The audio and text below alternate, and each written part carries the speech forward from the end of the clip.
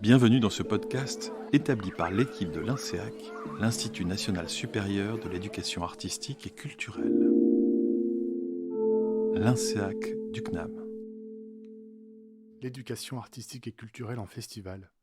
Les transmusicales de Rennes, de la rencontre à la relation. Les festivals sont des lieux d'observation des dispositifs de démocratisation culturelle puis d'éducation artistique et culturelle. Avignon, Cannes, les rencontres transmusicales de Rennes ont été décrits par les sociologues sous la direction scientifique d'Emmanuel Etis et Damien Malinas comme des lieux de la participation des publics. Ils sont aussi des laboratoires à ciel ouvert pour observer la société. Dans cette perspective, nous avons tendu le micro aux acteurs de l'éducation artistique et culturelle pendant l'édition 2021 des rencontres transmusicales de Rennes.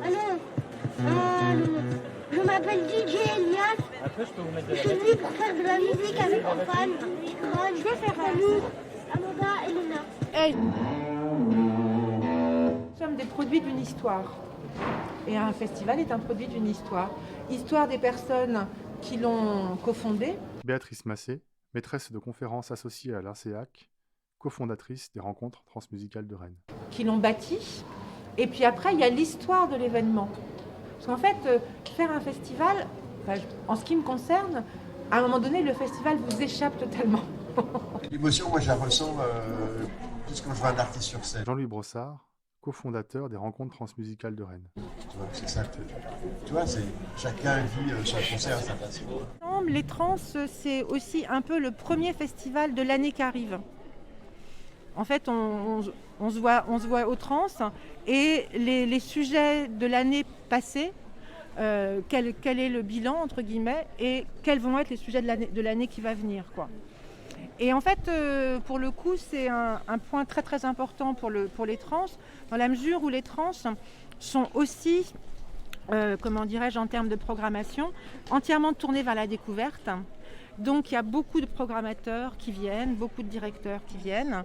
Et effectivement, c'est la capacité pour les trans, avec tous ces professionnels présents, de faire que les artistes qui passent aux trans puissent être connus et être programmés ailleurs. Si aux Libertés, c'est le point de jonction entre les trans et la ville, et les habitants de la ville. Donc en fait, il est important que chaque personne qui, est habitante de la ville, si elle a envie, elle vient, elle passe. Et si elle n'est pas branchée musique, elle peut voir des concerts qui durent un quart d'heure, 20 minutes. Voilà. C'est juste pour la mettre dans le bain, mais elle n'a pas à aller dans une salle de spectacle si elle n'en a pas envie, quoi. Voilà. C'est vraiment à disposition pour elle. On accueille 507 jeunes et qu'il y a plus de 300 rendez-vous. Camille Royon, chargée d'action culturelle et de production des ressources sur les publics aux rencontres transmusicales de Rennes.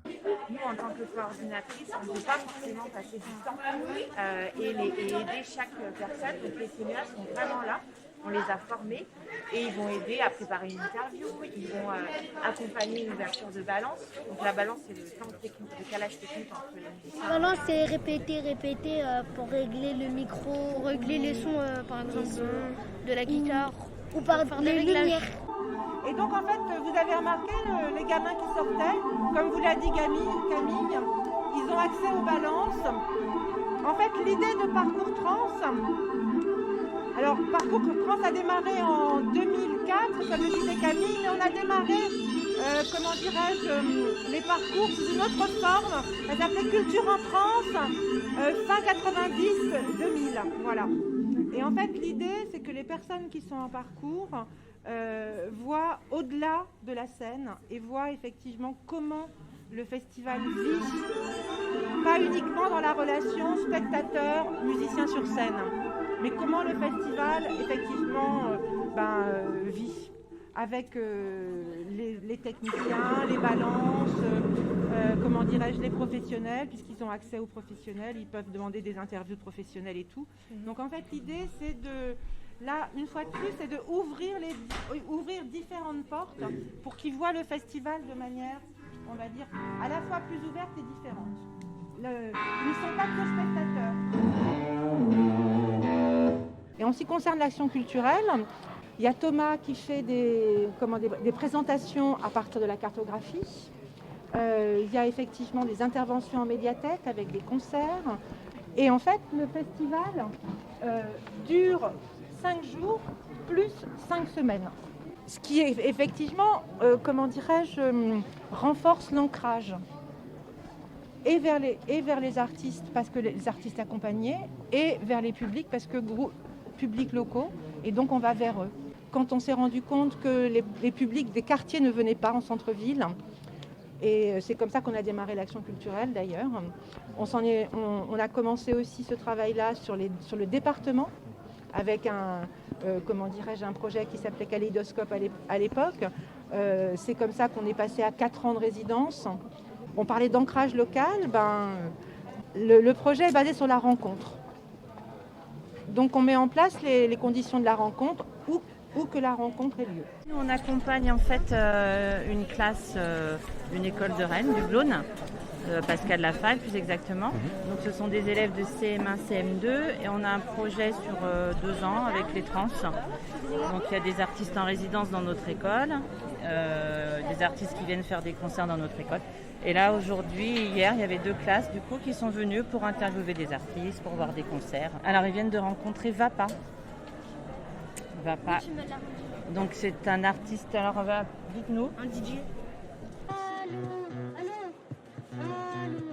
Je m'appelle DJ Elias. Je suis venu pour faire de la musique avec Orphan, je vais faire Salut, Amanda et Lena. Je viens pour accueillir des groupes. Benjamin Dubreuil, responsable national de l'association des CMEA, Centre d'entraînement aux méthodes d'éducation active. Que le Festival des Transmusicales a rencontré tout au long de l'année. Donc eux, ils ont une volonté de faire découvrir le festival au plus grand nombre de personnes. Et on est plutôt sur la population proche de Rennes et alentour. Et ils vont à la rencontre donc, de plus jeunes, des publics les plus jeunes. Donc en ce moment, par exemple, des élèves de CM1, CM2 sont présents. Et dans l'après-midi, on va aussi accueillir des personnes âgées. Donc ils essayent d'aller aussi à la rencontre de personnes âgées qui n'ont pas rencontré les transmusicales dans leur vie.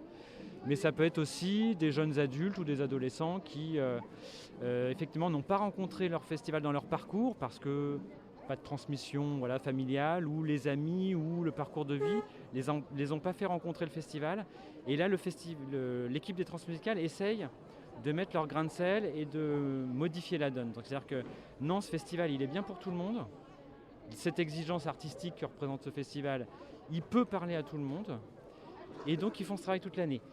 Ils appellent, nous, les CMEA, ils nous appellent parce que pendant le festival, ils n'ont pas beaucoup de disponibilité. Et nous, on apporte notre savoir-faire pédagogique sur concrètement comment toutes ces personnes elles découvrent le festival, elles se mettent en relation entre elles se parlent de musique actuelle, elles se parlent de leur sensibilité, de l'importance de la musique aussi pour elles, mais aussi peut-être les appréhensions à aller en concert.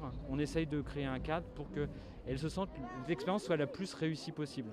Ça peut être aussi se poser des questions. Aujourd'hui, le monde de la musique, tout ce qui peut être un peu l'effet star, et en même temps on a tous des pratiques d'écoute ou même des pratiques musicales et on essaye de mettre un peu tout ça en relation. Et merci Lubin, alias Mohamed, Elias, Adaron, et aussi Paul Mathurin, Elou, oh yeah, Planète Rap, RP3. T'as cru que c'était fini? Non, je bombarde sur la A7, je fais le signe dans le Merco-Benz. It's not de lol, t'as pas compris, c'est-à-dire c'est pas des lol. Je baronne avec ma coupe au bol, les rectangles comme les billets qui sont violets. Que je récupère dans le four avec ma team. Je viens pas d'une cité, mais je les kill. Comme la prod, montée d'adrénaline, je suis open bar. Juste à côté de nous, donc on a des enfants qui sont en train d'utiliser des machines sonores, donc boîte à rythme, micro, sampler. Donc ils s'initient à faire du son, et ils vont retrouver ils vont essayer de un peu goûter à ce que les musiciens aussi, les questions qu'ils se posent quand ils essayent de créer des sons. Un peu plus loin, je vois des adolescents qui sont en train d'interviewer des artistes. Encore un peu plus loin, il y avait Jean-Louis Brossard tout à l'heure qui est créateur du festival, qui racontait ce festival à une quarantaine de lycéens. Je trouve que c'est bien parce que, par exemple, il y a un de nos camarades, il a fait une chanson ici. Et il a fait du rap et je trouvais que c'était bien quoi. On a ajouté des choses après.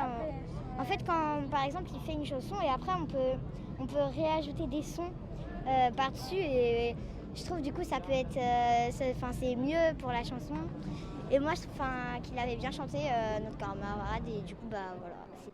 On l'a mis ici ce photolangage pour pouvoir déclencher assez rapidement avec des groupes des évocations. C'est-à-dire que ces photolangages ils fonctionnent un peu comme des miroirs. Dans une image on peut se reconnaître ou pas du tout. Et c'est l'histoire de se dire oui moi la musique effectivement je me reconnais dans cette image. Par exemple là je chante sous ma douche et c'est un moment très précieux, très privilégié pour moi parce que c'est aussi ça, c'est mon endroit de liberté et en même temps le concert où on est tous masqués, oui, c'est la réalité d'aujourd'hui, ce sera la réalité de ce soir. On peut mettre des mots sur oui c'est nouveau, avant j'allais pas au concert comme ça, on peut avoir des appréhensions. Puis il y a d'autres images où on voit quelqu'un avec son casque qui écoute de la musique dans le métro. Et donc on se parle de nos pratiques d'écoute aujourd'hui.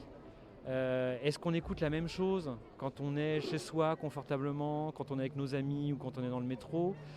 Et puis petit à petit, quelle est l'importance en fait de ça dans nos vies finalement?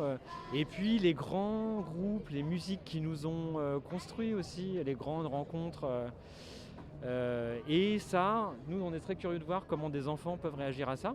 Parce que là, on n'a pas trop d'images d'enfants, donc ça va plutôt être les parents, les grands frères, les grandes sœurs ou les grands-parents qui eux leur transmettent de la musique. Mais les personnes âgées, ça peut évoquer des souvenirs de jeunesse ou une jeunesse qu'ils ne comprennent pas complètement, des choses qu'ils n'ont pas vécues eux et peut-être ils sont curieux de ça. On essaye de déclencher en tout cas tout un tas de sujets à travers ce photolangage. Je suis professeure d'anglais et j'accompagne un groupe d'élèves qui a donc passé la journée ici et qui découvre les trans et qui interviewe des groupes de musique et qui travaillent sur un projet avec leur professeur de français sur le métier de chanteur. Yes. How are you? Good. Very good. How are you? Bien, très bien. Historiquement, je suis animateur jeunesse et j'ai fait des parcours avec des ados pendant X années. Et voilà, et j'ai bien changé de travail et donc je viens d'arriver à la maison des aînés et des aidants et je me suis dit, voilà, dans le cadre de la lutte contre l'isolement, pour rompre l'isolement, l'action culturelle phare à Rennes, on a la chance d'avoir un festival. Et pour casser un peu les idées reçues de se dire c'est pas parce que les trans c'est que pour les jeunes, je me suis dit voilà, on va monter un projet autour de découverte des trans musicales. Comment dire, on est vraiment content de pouvoir venir dans un endroit qui peut-être aurait pu nous paraître inaccessible. Et on a été au TNB voir le jeudi soir, on était au TNB, on a vu un spectacle, jamais j'aurais pensé que j'allais voir ce... Donc c'est formidable. Hey. Ça a démarré.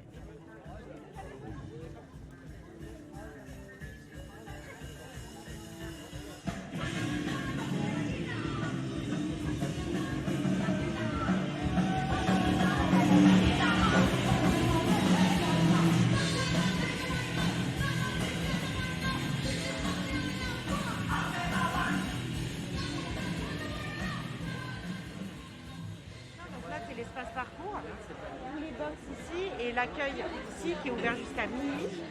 Camille Royon. Donc toutes les actions, que ce soit interview, visite backstage ou c'est tout ce qui part de là. Après on fait des accueils en hall 5 quand les personnes arrivent. Donc là il y a des visites déjà en cours avec quelques bénévoles des CMEA. Et après le lieu de rendez-vous c'est ici. C'est aussi un lieu de rendez-vous pour les structures, quand elles proposent à leur public d'être en autonomie, quand ils ont l'âge de l'être, souvent elles disent rendez-vous en hall 2 dans une demi-heure et ça fait une demi-heure de temps libre. Dans la journée, on a donc accueilli notamment une école primaire et un collège qui ne sont pas là ce soir parce qu'ils sont trop jeunes. Et là, en fin d'après-midi, ils sont venus faire une visite de liberté et chercher leur place. Un CEDAS, donc un centre départemental d'action sociale, qui accueille des personnes qui sont donc qui viennent d'arriver sur le territoire français mais qui sont majeures et qui sont en recherche de travail. On a les jeunes de Coalia qui est donc le foyer de mineurs isolés étrangers. On a le lycée Jacques Cartier que vous avez peut-être vu, Jacques Cartier de Saint-Malo que vous avez peut-être vu cet après-midi qui sont là ce soir. Nous avons aussi la résidence Habitat Jeune que vous avez peut-être eu l'occasion de voir sur la table ronde de tout à l'heure. Et donc ils ont donc vous voyez, on change de public quand même. C'est rare les publics qui font toute la journée et toute la soirée au Parc Expo. Et c'est vrai que les structures sociales, par exemple, qui accompagnent des publics qui soit sont scolarisés, soit travaillent, ne peuvent pas se rendre disponibles avant 17-18 heures. Donc c'est plutôt un parcours en soirée qu'on va faire. Se passent donc les mêmes actions, mais il y en a beaucoup moins qu'en journée, forcément, puisque l'enjeu, encore plus qu'aux libertés, parce qu'il y a beaucoup plus de propositions ici au parc, c'est que les personnes vivent des expériences de concert. L'expérience qui est assez qui est marquante pour plusieurs de ces publics, c'est la visite en backstage, de pouvoir aller sur le côté de scène. C'est quelque chose que personne n'a jamais fait avant dans les publics qu'on accompagne, et en vérité qu'on ne fait quand même pas tous les 4 matins. Ça les marque et ils aiment beaucoup comparer avec... ensuite ils redescendent, ils vont dans la fosse et ils peuvent comparer aussi la vision différente qu'on peut avoir quand on est artiste ou quand on est public. Les CMEA que vous avez aussi rencontrés tout à l'heure vont bientôt s'arrêtent à 22h avec nous. Leur accompagnement s'arrête justement pour la raison que j'évoquais, parce que les groupes sont plus autonomes le soir, parce qu'aussi plus âgés quand même, et vont plus voir des concerts. Donc là, ils sont en train de se faire un bilan de la journée. La dernière action qu'ils ont fait avec nous, c'est le temps d'accueil au Hall 5, qu'on ne faisait pas avant. Et en fait, on s'est rendu compte que venir jusqu'au Hall 2, c'était quand on découvrait le Parc Expo, ça pouvait être compliqué et surtout effrayant. Ça l'est moins le jeudi parce qu'il y a moins de personnes, etc. Mais là, un soir comme celui-ci, où il y a un concert très attendu de Ziak à 22h, il y a beaucoup de monde très vite. Donc, de traverser la foule pour venir jusqu'au Hall 2, ça peut être assez effrayant. Donc, on a créé ce temps d'accueil qui permet d'être accompagné. Surtout qu'on s'est rendu compte, on sait qu'il y a des personnes qui sont accompagnateurs et accompagnatrices qui sont aussi en position de découverte du festival. C'est-à-dire qu'ils n'ont jamais fait les transmusicales. On essaye de pallier à ça en faisant de la formation pour ces personnes, mais il y en a toujours certains ou certaines qui ne veulent pas participer aux formations et qui se retrouvent autant en découverte que leur public. Donc cet accompagnement permet à eux aussi de se former et de se sentir à l'aise pour ensuite guider leur public durant la soirée. Du coup, au Parc des Expos, on leur refait la visite des lieux, on leur montre un peu les lieux qui pourraient être utiles de se rappeler, les points de passage, les points de rendez-vous, les safe zones, etc. Ouais. Et puis on leur propose aussi des tips, en tout cas nous c'est ce qu'on avait fait avec le groupe hier. On leur propose des tips un peu pour rester en groupe et rester safe dans les festivals, quoi. On a un dispositif d'éducation artistique et culturelle qui s'appelle les Trans en résidence. Quand on a commencé, c'était sur une durée de 1 année. Et on s'est rendu compte sur le terrain en fait de la frustration que ça générait chez les artistes qui étaient en résidence, chez nous acteurs culturels qui tissions des relations mais qui en fait étaient avortées très vite après l'année qui était très intense, et surtout chez les publics, que ce soit accompagnateurs ou public de l'EAC. Donc on a commencé à réfléchir ce dispositif et à le penser sur 4 ans. Et c'est vrai qu'avec le collège de Combourg, donc implanté sur la Bretagne romantique, on s'est dit que ça pouvait être une relation sur le long terme, sur 4 ans. Et donc on a créé un partenariat durant 4 ans avec le territoire, mais donc dont sa structure était issue. Il se trouve que la résidence aujourd'hui, à l'heure actuelle, est finie. Elle est terminée depuis l'année dernière. Voilà, on n'arrive toujours pas à se dire au revoir, puisqu'il y a toujours une classe de collégiens qui vient cette année. On est en train d'imaginer avec le professeur documentaliste et avec comment ça s'appelle, le directeur d'un établissement scolaire, le proviseur, merci. Avec le proviseur, un partenariat et que, sur le long terme, et que en fait, le projet trans rentre dans le projet de l'établissement. Et que chaque année, donc ce ne soit pas un projet de 4 ans comme on a pu faire, mais que chaque année, au même titre que chaque année, il y a des départs en Espagne pendant une semaine pour les personnes pour les élèves qui font de l'espagnol, accueillir chaque année une classe qui ait l'opportunité de participer à un parcours trans. Et on est assuré que ça fonctionne puisque énormément de professeurs qui sont dans cet établissement, durant 4 ans, ont participé à des projets avec nous, sont très à l'aise avec cette matière et savent exactement comment ils peuvent l'utiliser dans leurs cours, que ce soit en chimie, que ce soit en langue, que ce soit en français, etc. Et donc même les parcours, même les classes qui ne viennent pas au transmusical travaillent la matière trans tellement que ça a de la place dans cet établissement. Ils font des expositions régulièrement sur l'expérience vécue des élèves au transmusical, des expositions d'affiches, enfin le projet rayonne vraiment. Et la particularité de la programmation des transmusicales, c'est qu'on peut voir tous les concerts. Il y a des choses qui se passent en même temps, mais c'est toujours un peu en décalé. Ça permet de pouvoir assister à vraiment chaque concert, même si c'est qu'une ou deux chansons. Parce que le programmateur, ce qu'on nous expliquait, c'est qu'il aime bien passer dans tous les concerts tout au long du festival.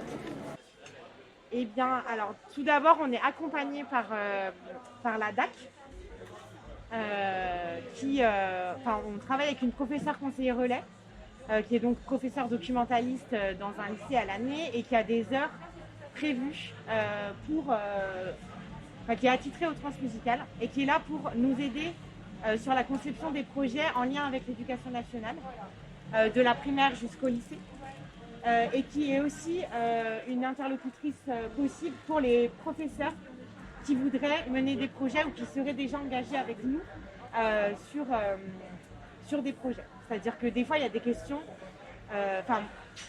même si l'expérience compte, moi en tant que chargée d'action culturelle, l'enjeu c'est pas du tout d'être une professeure. Et donc il y a des choses où je sais qu'il faut que je me réfère à la professeure conseiller relais parce qu'elle connaît les élèves beaucoup plus que nous et sait très bien quel contenu est adapté et quel type de projet on peut faire. Il y a deux types de relations avec l'éducation nationale, avec les professeurs et les structures avec qui on travaille. Soit c'est nous qui allons les voir parce que par exemple on rentre en résidence sur un territoire, on se dit que ce serait bien de travailler avec une multiplicité de structures implantées sur ce territoire. Et il se trouve que les structures scolaires font partie évidemment des structures avec qui on souhaite travailler. Donc il arrive que nous rentrons en contact avec des professeurs. Effectivement, souvent on a un professeur ou une professeure qui va être moteur, qui va vouloir s'engager. Alors au lycée, il y a des professeurs qui ont des heures allouées pour cela, pas forcément au collège, mais on trouve toujours une personne moteur.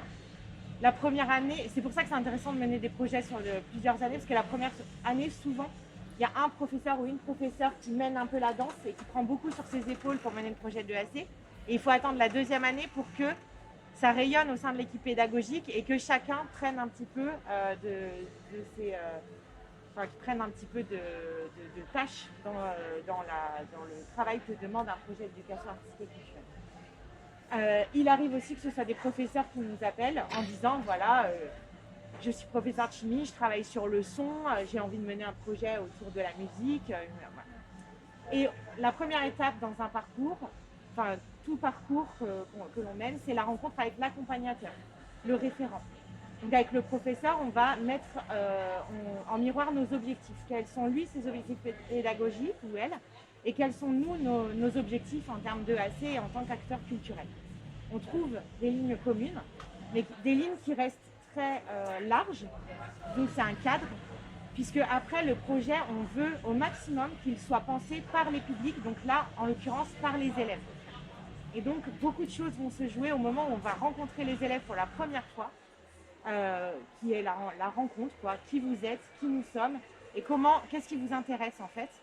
Et au milieu de l'intérêt commun, on n'ajoute pas, mais il y a l'intérêt des élèves, il y a l'intérêt du professeur, son programme pédagogique, et nous, notre intérêt en tant qu'acteur culturel, et on essaye de mélanger les trois et de faire un projet adapté au public. Avec les classes, on a tendance à voir plusieurs fois les classes, parce que rencontrer une classe une fois pendant 2 heures, pour capter vraiment les envies personnelles des 30 ou 35 élèves, ça ne suffit pas. Donc c'est pour ça que les projets de résidence menés sur 4 ans, là on peut faire du sur-mesure pour chaque élève.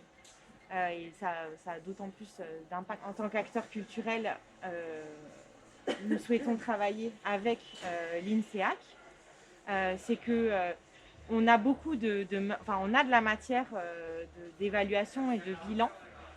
Simplement, il nous semble important de pouvoir travailler avec des chercheurs et des chercheuses sur cette thématique-là pour objectiver aussi nos données et qu'elles ne nous servent pas uniquement à nous en tant qu'acteurs culturels et qu'elles puissent servir d'évaluation aussi à une politique publique et qu'on puisse faire évoluer les choses, faire remonter les choses et l'apport de la recherche nous semble fondamental pour pouvoir faire évoluer aussi ce qu'est l'éducation artistique et culturelle et plus largement ce qu'est la relation avec les publics. Les rencontres des transmusicales et la recherche, c'est la poursuite d'un très grand chantier entamé dans les années 90 sur les festivals à l'épreuve des sciences sociales, qui est un programme de recherche sous la direction d'Emmanuel Etty, Jean-Louis Fabiani, Damien Malinas. C'est un peu cette drôle de position de chercheur où on parle de soi à la troisième personne sur ce qui a été produit comme écrit. Il y a 2 rencontres c'est la rencontre avec Béatrice Massé, qui est une rencontre humaine, pratique, professionnelle, théorique. C'est-à-dire on parle à la fois des transmusicales, mais on parle des festivals en général, des festivaliers, des pratiques culturelles. On va parler de notions très différentes qui vont partir quand on parle plus du Festival d'Avignon, de la démocratisation de la culture. On va parler brièvement de démocratie des arts et on va aller plus sur des questions de droit culturel, sur les questions de public. Ça, je pense que c'est quelque chose qui est important. Ce qu'on observe dans un festival et ce qu'on observe au Transmusical, c'est des artistes et des festivaliers et une organisation. C'est une manière aussi de pouvoir s'élever. Il y a quelque chose de très important, c'est que les festivals, et c'est le cas des transmusicales, qui sont aussi liés à une salle Lubu, c'est quelque chose de populaire. Populaire par le rassemblement que ça représente, par les générations que ça va toucher, mais aussi par les fractions sociales que les équipements, que les salles ont parfois plus de mal à toucher, sur simplement des questions de format. Et ça, c'est important. D'où l'importance de l'éducation artistique et culturelle, qui est à la fois cette clé qui va permettre d'entrer au transmusical quand on est au collège, au lycée, et qui est si importante. C'est ce qui est aussi décrit, c'est ce que la recherche va observer, et l'observer pour en faire une connaissance appropriable par d'autres. Parce que c'est parler des transmusicales, mais c'est parler de la culture des citoyens et de chacun et de tous. L'éducation artistique et culturelle en festival, les rencontres transmusicales de Rennes, de la rencontre à la relation, un podcast de l'Institut national supérieur de l'éducation artistique et culturelle. Remerciements à l'ensemble des acteurs qui ont participé au dispositif Parcours Trans, le dispositif d'éducation artistique et culturelle des rencontres transmusicales de Rennes.